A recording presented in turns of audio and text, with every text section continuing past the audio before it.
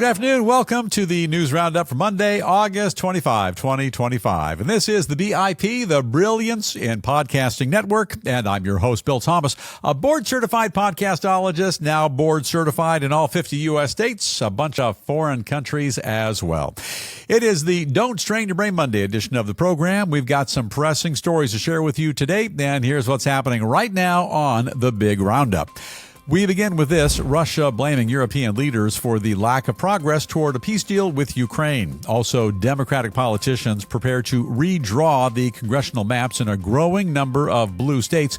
And President Trump aiming to expand the presence of the National Guard in a number of crime-riddled U.S. cities.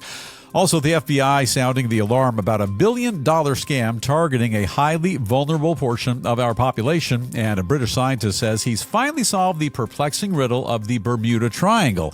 We'll tell you what he claims is causing all of those mysterious disappearances. All this and more coming up right now on the Big Roundup.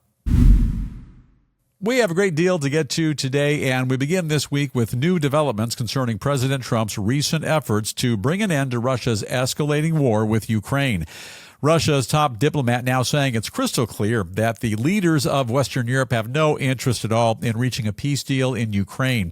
He goes on to say that following their recent summit in Alaska, Russia's President Vladimir Putin and President Trump, they are united in their desire for peace.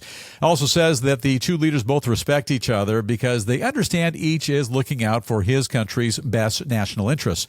However, he claims that after hearing what they had to say after their recent urgent gathering at the White House, it's crystal clear that the leaders of France, Germany, the UK, and the EU, they're on another page altogether and have no desire to negotiate in good faith. Those European leaders are now promising to support a number of robust security guarantees for Ukraine as part of any peace agreement, and they point to Russia's increasingly devastating air attacks against civilian targets such as schools, churches, hospitals as well, as a prime reason for the necessity of those guarantees. Meanwhile, Russia claims they only aim for military targets, and they flatly reject the possibility of any European troops ever being stationed in Ukraine as part of any future ceasefire deal. Now, President Trump says that no matter what, U.S. troops will not be sent to Ukraine. He's also just blocked Ukraine from using U.S.-provided long-range missiles to attack Russia. Vice President J.D. Vance also weighing in, saying that right now, Russia deserves a whole bunch of credit for showing a desire to end the fighting, and that he thinks they've already made a number of significant concessions to President Trump.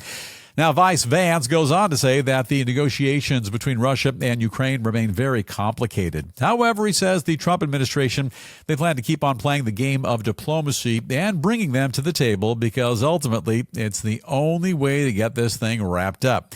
Now, in the meantime, following the lack of forward progress after their recent summits, the president still contemplating about whether or not to impose a number of potentially crippling financial sanctions against Russia. Final thoughts. This is the News Roundup Lowdown. You know, Russia accusing European leaders of not wanting peace in Ukraine, that's akin to suggesting that a parent doesn't want to see their sick child get better and quickly released from hospital. It's like claiming that Amazon.com founder Jeff Bezos doesn't really want to sell too many items on that big website of his. And it's kind of like saying that President Donald J. Trump has no interest in making America great again. This Lavrov fella, he's delusional. It was just last week at a meeting in the Oval Office where, in full support of Ukraine, many of President Zelensky's allies met with Trump in an effort to bring Russia's inhumane war against Ukraine to an end. Now, I've seen those White House photos, you have as well, and all of Europe absolutely united. For Russia's foreign minister to suggest that his country wants peace, it's to ignore the fact that on the day which President Trump hosted Vladimir Putin in Alaska, that was August 15th, less than 2 weeks ago, to talk about a ceasefire which could lead to an end to the war, Russia was at that very time bombing Ukraine. Now, look, Ukraine wants this war to be over. All of Ukraine's European allies, the U.S. as well, we are doing all we can to bring Russia to the table. Canada, Australia, and more. Most of the world wants this war to end. And there's just one thing that's stopping that from happening right now, and that one thing is Vladimir Putin. Your thoughts and comments now on our lead story. Yeah, they're always encouraged, and we're at newsroundupwithbill@gmail.com. Davey, it's a Monday afternoon. I know the email bag is overflowing, and who do we go to first? Okay, Bill, we start off this week with Igor, who's writing to us from Manhattan. Is it Igor or Igor? I always get confused on how to say that. Well, it's a very good question, Bill, but I'm going to go with Igor in this case. Igor, welcome to the program. Make sure you check on that hump on your shoulder and what's on your mind. Okay, Igor says, that Russian official is right. Europe is standing in the way of peace. All they have to do is give up all of the disputed land to its rightful owner, Moscow, and then all is well. Well, it's not the rightful owner. Moscow is not the rightful owner of Ukraine. Ukraine is its own independent nation. Now, this whole invasion actually began in 2014 during the Obama administration, where they took Crimea. It's gotten a lot worse over the past several years. We're moving in on 3.5, almost 4 years of this war. Russia has brutally stolen, and murdered their way into 20% of Ukraine.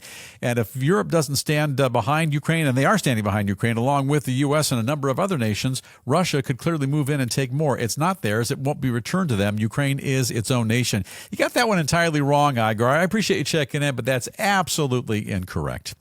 David, let's press ahead. And who is next? Okay, Bill, we have one here from Melissa in Morgantown, West Virginia. Afternoon, Melissa. Welcome to the program. State your business. Okay, Melissa says, and the tune plays on and on and on. Russia doesn't want peace. They never did, and they're just using Trump as an excuse to take more and more land. Yeah, that's what it's sounding like. I don't think Russia wants peace at all. They had a great chance to bring peace as recently as a week ago. We had that big summit in Alaska. The president pulled out all the stops, invited Putin to Alaska. They had that lengthy conversation. The president went a little further to meet with all of our European allies and Ukraine. The president will stop at nothing to bring peace to that region, but it's Putin who is holding everything up, and it's just brutal, and it's absolutely inhumane. It makes no sense. All right, change things up just a bit now. Turn our attention to the growing number of U.S. states which are now aggressively planning to redraw their congressional districts, all in a blatant attempt to counter the GOP and make critical gains in next year's midterm elections. Those midterms will be here in no time at all. Both New York and Maryland now say they plan to join California in reconfiguring the congressional maps in their respective states as they look to balance out the recently approved efforts in Texas, which will likely add a handful of additional seats to Republicans in 2026. House Minority Leader Hakeem Jeffries of New York says that his state's Democrat-controlled government actively planning to answer the call and take whatever actions are needed to redraw the Empire State's congressional districts. They'll stop at nothing. Goes on to point out that right now, Republicans hold only a 3-seat edge in the U.S. House of Representatives, which is the narrowest majority either party has held since the Great Depression, and that Democrats throughout the entire country are also preparing to do whatever is necessary to respond appropriately to the recent actions in Texas. In the meantime, Maryland Governor Wes Moore, I know that guy, openly admits that all options are on the table when it comes to gerrymandering in his state, saying he'll do anything, whatever it takes to fight against President Trump. Moore goes on to say that his goal is simply to make sure there are fair maps so that voters can choose their elected officials and not the other way around. It sounds like he's kind of contradicting himself. He wants fair voting, wants fair elections, but he's also saying he'll do whatever it takes to bring down Donald Trump. The governor says that right now the president is putting his finger on the scale and trying to manipulate elections because he knows that his failing policies cannot possibly win at the ballot box. Yeah, failing policies, ending global wars, fixing that little problem down there at the border, trying to take care of illegal immigration, also working on crime in the big cities and bringing the Guard in to take the cities back. Yeah, that's pretty big failures right there. Maryland's governor claims that fewer than 10% of the congressional seats throughout our entire nation are actually competitive, and he says that many of those districts are already gerrymandered. Meanwhile, right now there's only one single district in Maryland with a Republican congressional representative. Now, following California's lead, the state of Illinois also considering a plan to redraw their state's congressional maps as well. Meanwhile, with Governor Newsom leading the charge, the Golden State's Democrat-controlled legislature recently approved a redistricting ballot, which will go before state voters in a special November election. Final thought, this is the News Roundup Lowdown. You know, in life, winning is all that matters, and the means by which your spoils are gained, not earned, but gained, are wholly inconsequential. Everybody's cheating, and it doesn't matter so long as you get what you want. Good job, Governors Newsom and more. In other words, if you can't win on substance, manipulate the system, display a total lack of regard for your constituency, and do all you can as a means to an end to gain power and control. Power, Davy, power and control. Now, a quick PSA. This is a public service announcement. This is not a movie plot. It's a real story. It's happening right now, and each and every one of us is getting shortchanged, so you know. Now, in the interest of full disclosure, tampering with congressional maps, this whole redistricting effort, it's a brilliant strategy if you're lazy, reckless, shiftless, lacking in effective leadership, and if you're a state governor with no legitimate agenda to put in place in an effort to move the country forward. Yeah, it's the perfect crime. Humble apologies to the framers of the Constitution who had no idea that future power-hungry politicians would find every imaginable loophole in the system to rig the game, cheat the spectators, and win at any cost. What do I always say, Davey? What do I always say? What do you say, Bill? Power and control. Regardless of your district, well, would love to hear your take on all of this. And reach out to us via email. We're at newsroundupwithbill@gmail.com. Power and control. All right, David, who's up first? Okay, Bill, here's one from Randy in Saratoga, New York. Randy, talk to us. How does this appeal to you? Are you angry about this and make you happy? What's the deal? Randy says, every action has an equal and opposite reaction. Buoyed on by the president, Texas started this entire redistricting mess, and the Democrats are simply countering the move. Well, you know, Texas, you're right. They did beat the other states to the punch. But look, instead of trying to remedy a fix, California, New York, Maryland, they're simply retaliating. Governor Newsom said it very recently. He's going to retaliate. They're retaliating. Other blue states, they're going to follow suit. And they don't care who they step on as long as they get what they want. Power and control. And David, the way I see it, there is a redistricting war brewing right now. And who's up next? Okay, Bill, we have a different view from Ed, who's writing to us from Laramie, Wyoming. I love me some Laramie. Wyoming is beautiful territory. What's on your mind, sir?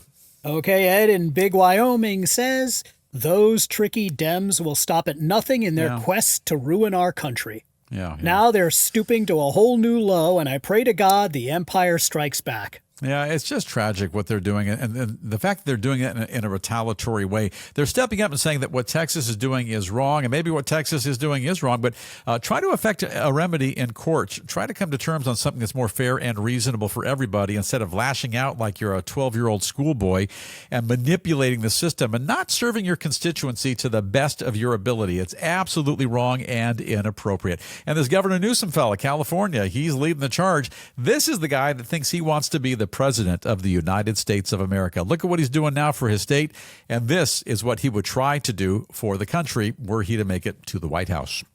Switch things up here just a bit now. Turn our focus to breaking developments concerning President Trump's admirable attempt to restore law and order to city streets throughout our entire nation. I like this. President now doubling down on his long-standing pledge to fight lawlessness by threatening to deploy National Guard troops to another crime-plagued American city.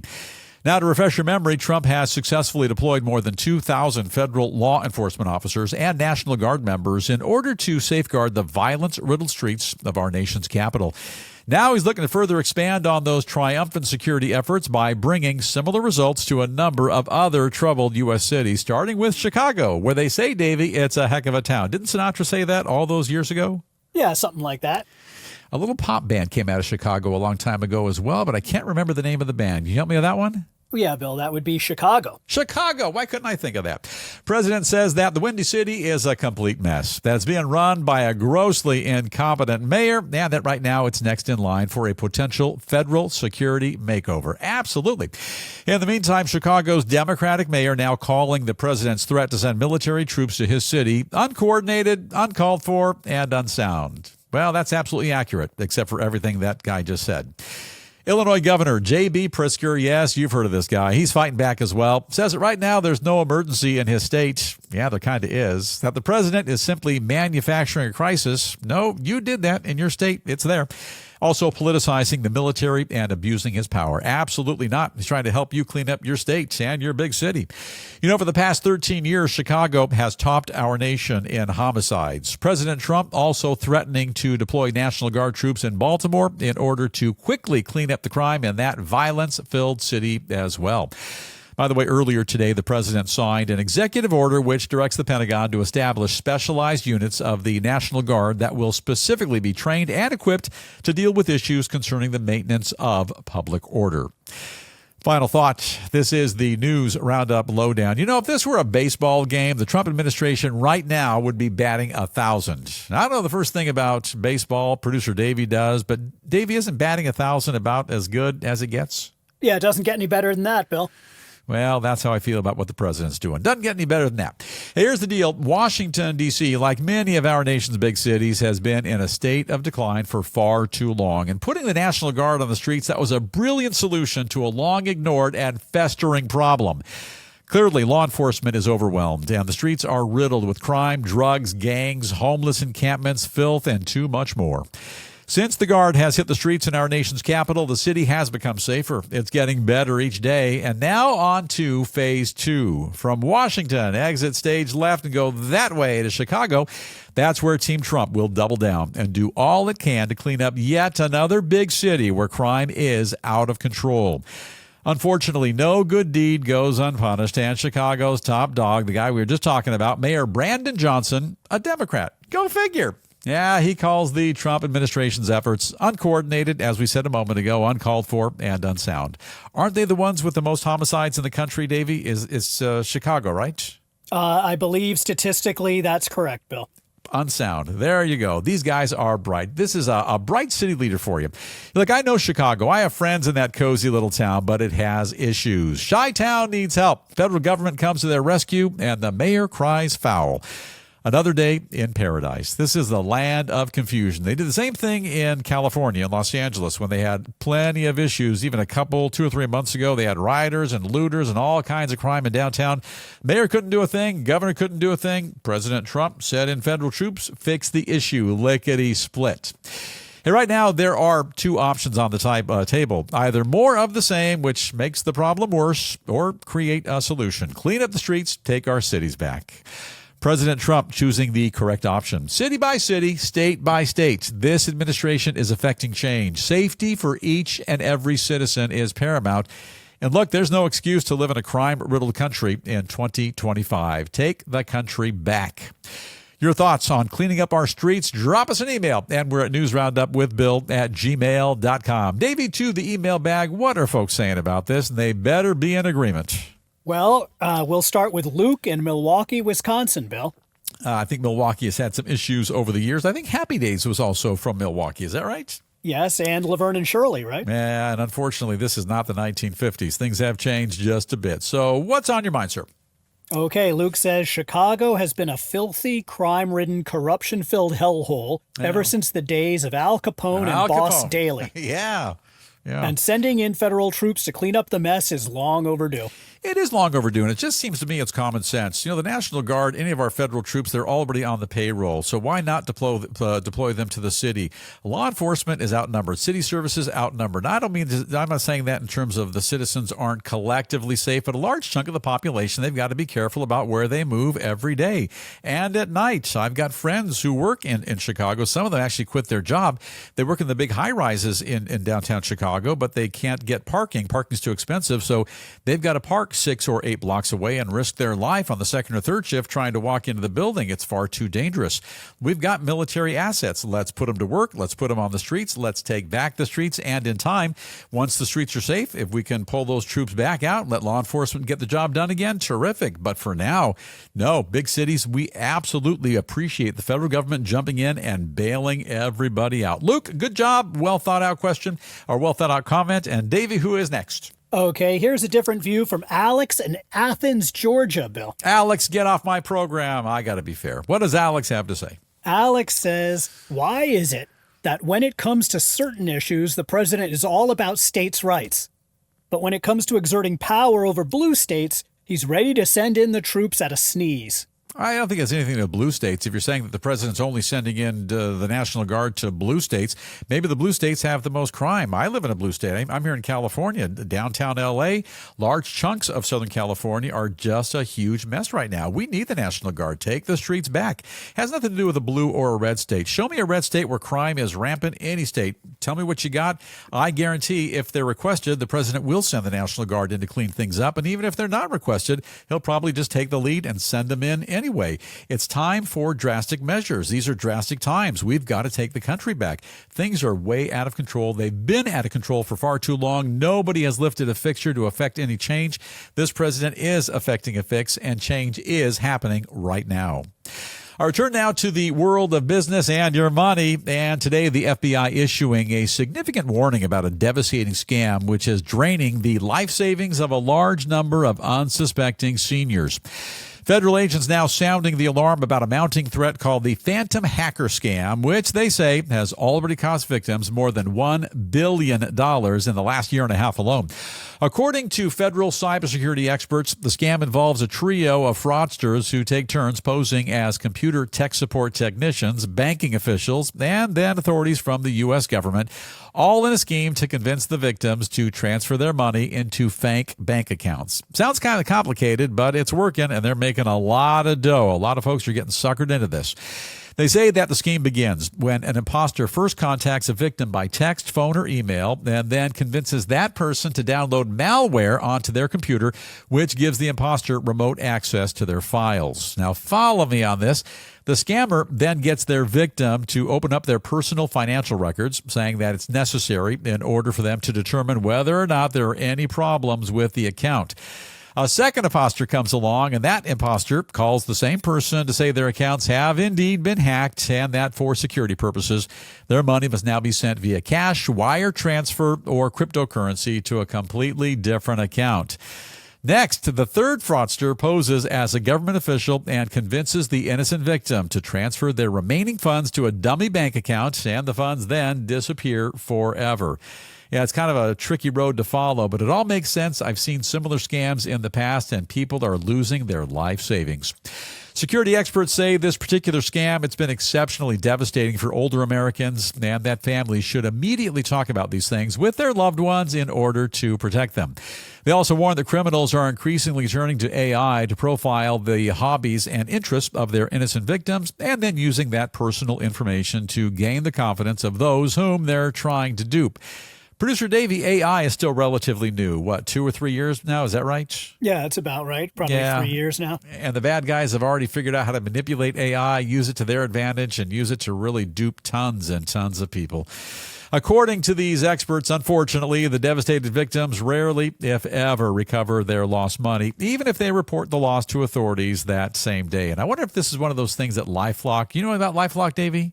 Yeah, a little bit. I've seen their advertisements. Yeah, one of those outfits, they're going to assure you against any issues. I wonder if this would count as that. I wonder if you're protected with LifeLock. I'll look into that. If I find out more about that, Davey, you and I will talk a bit about that. And final thought, this is the News Roundup Lowdown. Here's the deal. This is unfortunately nothing new. And these capers, they've been going on for far too long. It's new now. The new twist is they're using AI. These scammers, they're just too lazy to get an education and a real job. But lazy, that does not equate to dumb. These very bright individuals, they know how to work the system. They'll go to great lengths to avoid getting caught. And these scammers are oftentimes working overseas. So finding and arresting, trying, and convicting these thugs can all too often be nearly impossible. These say an ounce of prevention is worth a pound of cure. And today I say, Davey, an ounce of prevention is worth a ton of cure. You should also know that financial institutions, government agencies as well, they'll never reach out to you and tell you to download some goofy program or app onto your computer. Likewise, they're not going to ask you for remote access to your PC. And if, for some example, you're contacted by what may be a bogus outfit, simply refuse the contact. If you're not sure, let it go. Finally, you got to reach out to your bank or whichever government agency has allegedly made contact with you, and always exercise extreme caution. And finally, because these scammers absolutely adore targeting vulnerable portions of the population, the elderly, for example, you might have to be the parent this time and watch out for your aging parents or your grandparents. Now tell us what you're thinking about these folks who are simply getting rich off the unsuspecting backs of seniors. And we're at newsroundupwithbill@gmail.com. This is a bad one, Davey. I got to watch out for my folks day and night to make sure they don't do the wrong thing. And it's just too easy to get duped right now. I think a lot of people feel that way, Bill. And there was a variation on that scheme around here where they managed to get their victims to turn their assets into gold. Okay, so they all bought gold, and then they sent a fake courier to their homes to pick up that gold, and it disappeared forever. Yeah, and then there's a little piece of me that says even though you're a senior citizen, you still have to exercise a little bit of common sense. Reach out to a family member, call your bank, call your attorney, call somebody, do something. Don't fall for these things. It's just it's too basic at this point. I think it's part of our pop culture now that these things are happening on a regular basis, right? Oh, I think every time you should speak to your parents, you should say to them, hey, listen, there's ever something going on that you don't know about, call your kids. Yeah, absolutely. Check with them first or call a friend, but definitely don't make a move without talking to somebody. Or call your church as well. That's what the church is there for, to help on a variety of levels. A couple of emails on this one. Are people chiming in? Yes, absolutely. Let's start with Bart in South Boston. Hiya, Bart. What's on your mind? And Bart says, anybody stupid enough to fall for this type of scam deserves to have their money stolen. Yeah. I don't know about stupid enough. Naive enough, perhaps. Naive and stupid, there's a fine line right there. I don't think our seniors are stupid. I think they're naive. They don't really understand how evil people can be when it comes to computers and these bright apps and these downloads that dive into your personal stuff. It's real complicated, and I wouldn't call them stupid. I would say naive and unsuspecting to be more fair and reasonable. Exercise extreme caution in 2025 and moving forward. Davey, time for one more. Okay, Bill, here's one from Iris in Asheville, North Carolina. Hi, Iris. Welcome to the program, and I hope you had a brilliant weekend. Well, Iris says, thanks for the warning about that new scam, Bill. I'm going to call my parents tonight and tell them to watch out for it. Unfortunately, these days, most parents are like children. They simply don't listen no matter what you say. Yeah, particularly when they get a little bit older. And there are times I just want to tell my folks, turn your computer off. If you have something you really need to do, wait till I come by on the weekend or one night during the week and I'll work on something with you. And at the very least, don't respond to emails. I don't think people understand if you, even responding to an email can give somebody some access to your computer. You've got to be brutally careful. It's a very dangerous world. Cybercrime can just wipe you out of your life savings in a matter of seconds or minutes, or even if it's a couple of days. Always check with somebody if you have any question about anything regarding your computer. All right, before we dive into what we call the lighter side of news, a few headlines we got to give you a quick update on. First up, President Trump signing a new executive order today. This one calling for the prosecution of anyone involved with burning the American flag. Experts now warning that the cost of health insurance likely to rise dramatically in 2026. Another one of those stories we're watching very carefully. And a number of Democrats in New England are now calling for President Trump to reverse course and resume the completion of a federal wind farm project, which is located just off the coast of Rhode Island. Also, if you're keeping an eye on the stock market, I always am. Producer Davey is as well. Engineer Jamie, she's always very curious about the Dow. Unfortunately, the Dow plunged by nearly 350 points today, closing out the session at just under 45,300. And now it is time for us to roll over to the part of the program we like to call the lighter side of news. Take a closer look at a few fascinating stories which are guaranteed to pique your curiosity. And if it doesn't pique your curiosity, you better check for a pulse, because these are good, juicy stories. Tip things off today with a new plan by a leading airline to charge more money for their, how do you say that gently, Davey, plus-size passengers. Is that fair? I think that's as gently as you can say it, Bill. That's what I was thinking, too. Southwest Airlines, I know those guys in their pretty little orange and purple airplanes. They say that beginning next January, passengers who can't fit into one of the single seats must also purchase a second ticket for the seat next to them if they want to fly on one of their airplanes.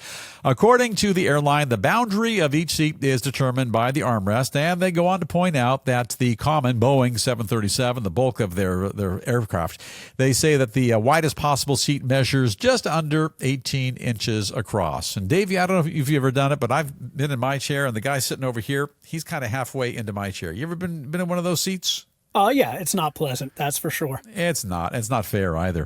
Hey, look, nobody's attacking anybody for being plus size, and my pals at Southwest, in my mind, They got this one right. I've been on those flights. The guy in the seat to my right or the one on my left, he's in his seat and 40% of my seat. And I paid for my seat. I don't want to share with anybody. So if you are a larger individual and you know who you are, do the right thing. Purchase that extra seat and don't be a burden to your fellow travelers. And by fellow travelers, I mean producer Davey. I mean me. I mean engineer Jamie as well.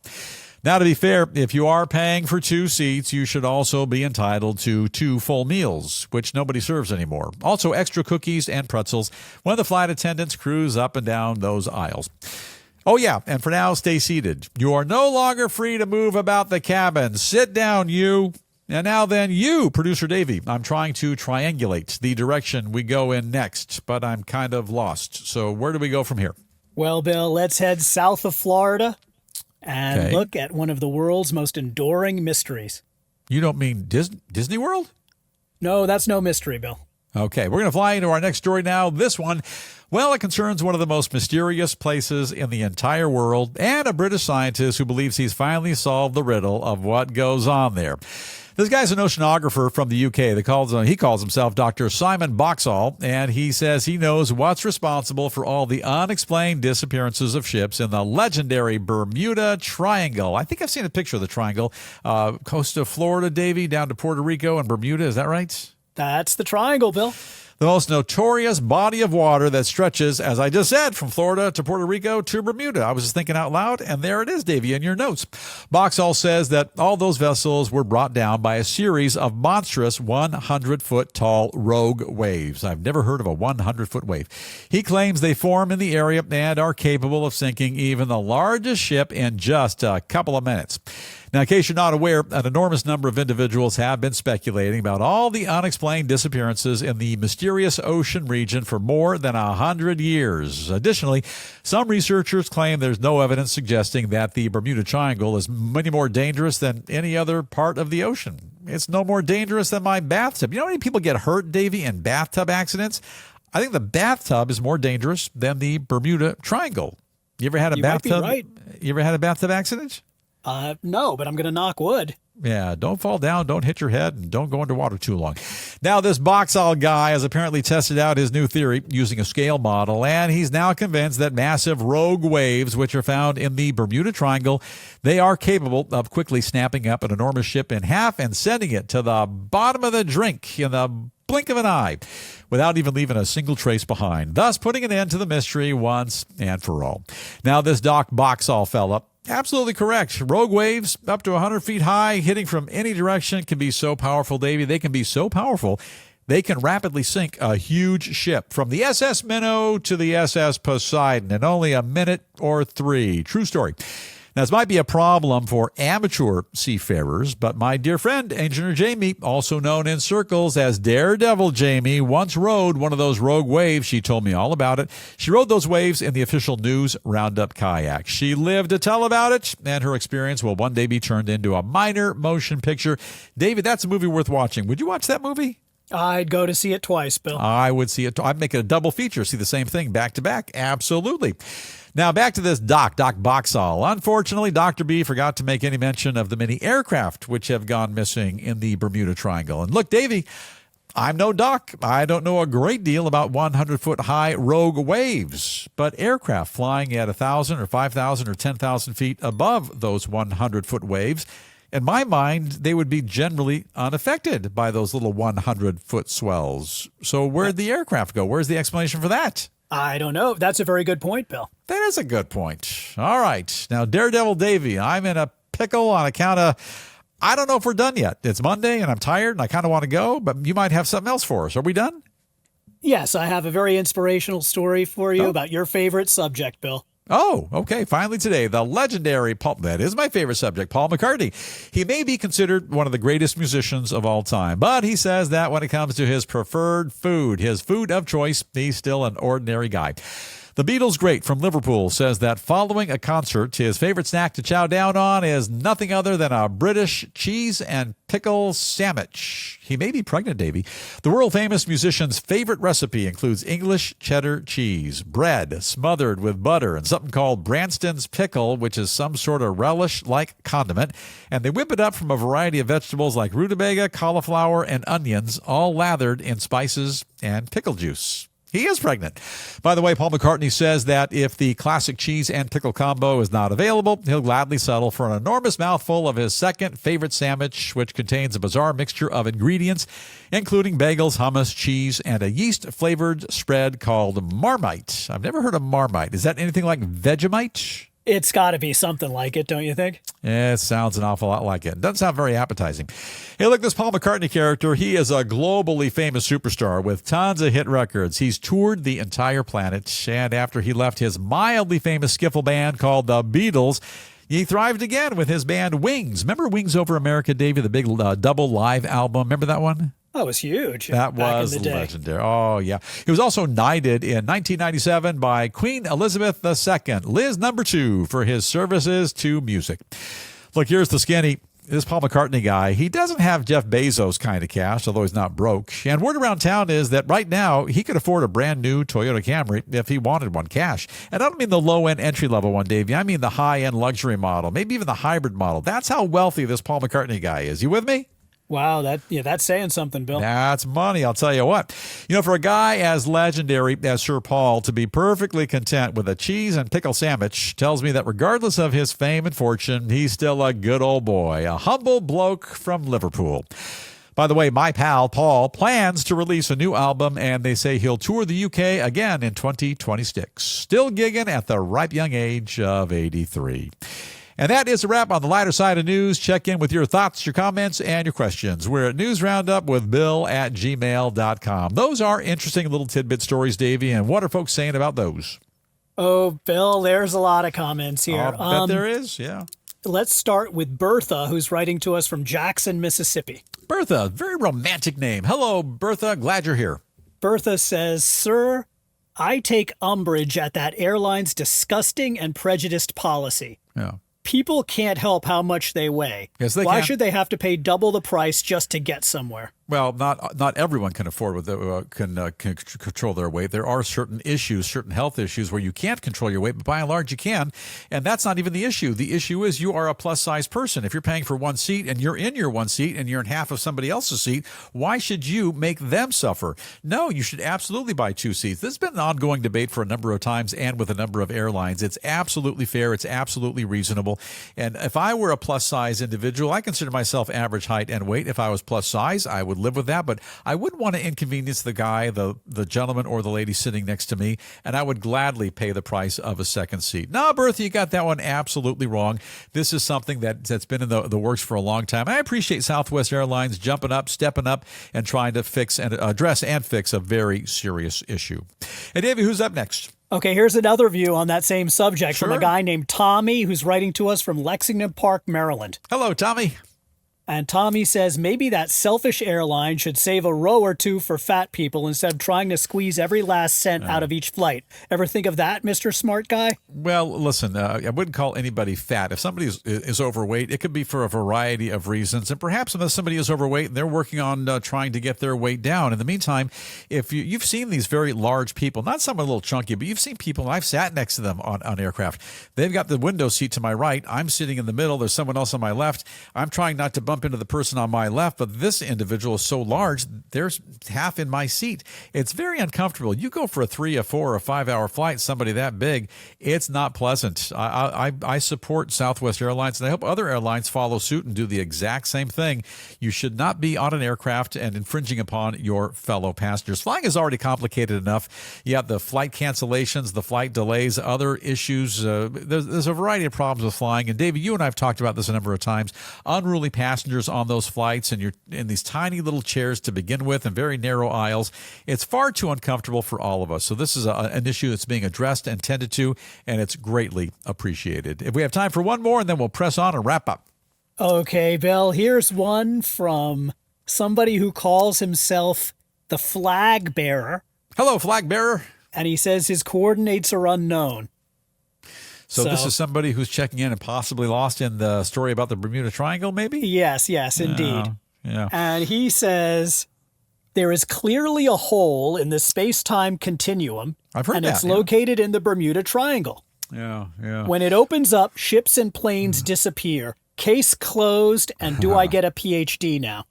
Well, I will give you a PhD because I have a PhD in podcastology, and I don't want to be the only PhD on the program. So I hereby grant you a PhD in whatever you want it to be in. But the problem with the space-time continuum issue is they have found some wreckage of aircraft and ships at the bottom of the sea. So that's going to negate your theory. Additionally, there are astrophysicists. If there was really a space-time continuum off the coast of Florida, I'm sure by now they would have discovered it and they would have published papers regarding it. It's something entirely different. And if you are sincere, if you're sending us that email from the aircraft right now and you're kind of dazed, confused, and lost in the Bermuda Triangle, make a left turn, start heading 350. That's going to put you almost due north, and that'll get you back to Florida in no time at all. Happy to assist, my fellow PhD. And now it is time for us to call it a wrap on the Don't Strain Your Brain Monday edition of the Big News Roundup. And before we go, as we do each and every day on the program, we share with you a very notable quote. These revealing words, they come to us today from the great artist Vincent van Gogh, who said, "I feel that there's nothing more truly artistic than to love people." This guy, Vincent van Gogh, was a Dutch painter widely considered to be one of the most influential figures in the history of Western art. Shockingly, he only sold one single painting during his entire lifetime. But he had a lot of hit singles, I heard, Davey. He was really big on the charts all those years ago. Did you hear that too? Which songs are you talking about, Bill? Beats me. I just thought I'd throw it in there. Vincent van Gogh only sold one painting, but lots of records. I'm just trying to give the guy some street cred. That's all I'm doing. And now it is time for us to gallop on out of here. But before we call it a day, don't forget the News Roundup motto. Ask not what your podcast can do for you. Ask what you can do for your podcast. And there are a number of things you can do. For example, you can subscribe to our program so you never miss an episode. Follow us on your favorite social media platform. And for crying out loud, show us some love. Score us one of those highly sought-after 5-star reviews. We love those things. 5-star reviews with a Vegemite sandwich. That's some good eating. By the way, the News Roundup is available on Apple, Spotify, Amazon, iHeart, and wherever you find your podcasts. We are pretty much everywhere.